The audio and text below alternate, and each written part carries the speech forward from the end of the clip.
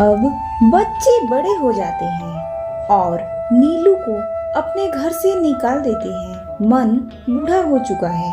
नीलू अब अपने लिए सहारा ढूंढ रही। कभी जो नीलू चिड़िया अपने पंखों में पूरा आकाश समेट घूमती थी, आज वही पंख थक चुके थे। वक्त बदल गया था। उसके बच्चे जो कभी उसके पंखों के नीचे सिमट जाया करते थे, अब अपने पंख फैलाकर आसमान नापने लगी थी।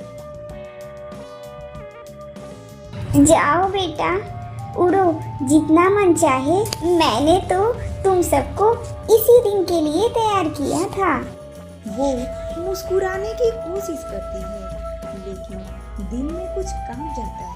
माँ, तुम अभी आराम करो ना, हम अब बड़े हो गए हैं। अपना घर भी बना लिया है, तुम बस वही रहो जहाँ पुराना घोंसला है। हाँ माँ, अब हमारे घर में जगह कम है, बच्चे भी हो गए हैं। तुम वही रहो ना, ऊपर वाले पेड़ पर।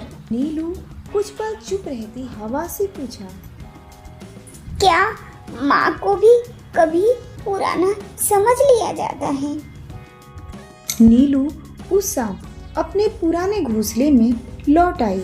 वो पेड़ कभी नन्हे बच्चों की चहक से गूंजा करता था, अब सिर्फ हवा की सरसराहट में सिसकियाँ सुनाया करता है। इतना सन्नाटा, ये वही जगह है ना जहाँ कभी मैं अपने बच्चों को कहानियाँ सुनाया करती थी।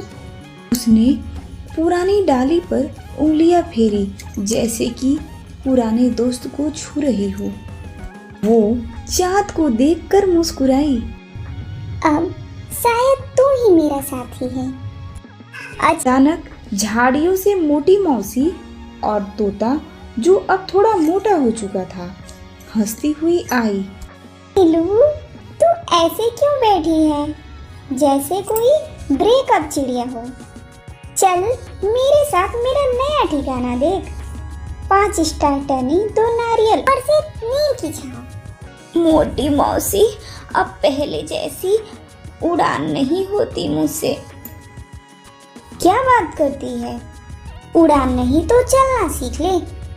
मैं रोज 3 पत्ते दूर उछल कर जाती हूँ। एक्सरसाइज कहते हैं इसे। दोनों हंसने लगी, लेकिन मौसी ने नीलू की आंखों की नमी देख ली। नीलू, माँ होना आसान नहीं होता, पर याद रख, माँ की जगह कोई नहीं ले सकता। बच्चे भले उड़ जाएं, पर जड़ें तू ही है।